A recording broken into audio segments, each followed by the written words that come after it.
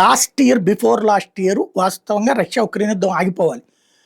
Ukraine యుద్ధం Russia కొట్టిన దెబ్బలకి Ukraine దెబ్బతినేసింది. అప్పుడు డొనెట్స్కి, లుహాన్స్కి, జపోరిజియా ఈ ప్రాంతాలని రష్యా ఆక్రమించుకున్న వరకు తీసేసుకుని మిగతా ప్రాంతంలో యుద్ధం ఆపేస్తానని రష్యా అధ్యక్షుడు పుతిన్ ప్రకటించాడు కూడా.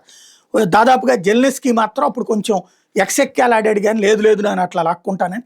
బట్ ఎవరూ సహకరించలేదు అతనికి. ఒక రకంగా రష్యా చేతిలోకి ఆ భూమి వచ్చేసి ఉక్రెయిన్ ఓటమి అనౌన్స్ చేయాల్సిన టైం. బట్ అటు పక్కన బైడెన్కి ఒత్తిడి వచ్చింది. బోరిస్ జాన్సన్ విషయంలో అది నిజమైంది. డీప్ స్టేట్ అని ఏదైతే అంటారో, ఆయుధ వ్యాపార ల్యాబీ అని ఏదైతే అంటారో, ఆ ల్యాబీ వాళ్ళు ఈయనకి $1 మిలియన్ పౌండ్లు డబ్బులు ఇచ్చారట ఫండింగ్ కిందన ఈయన సంబంధించినటువంటి సంస్థకి.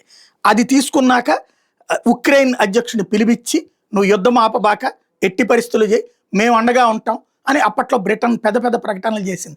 ఆ తర్వాతనే మిగతా యూరప్ దేశాలు కూడా ఉక్రెయిన్కి సహకరించడం ప్రారంభించారు. అంటే ఆయుధ ల్యాబీలు ఆయా దేశాల పాలకులతో ఈ వ్యవహారాలు చేయించి దానికి డబ్బులు తీసుకున్న బోరిస్ జాన్సన్ సాక్ష్యం.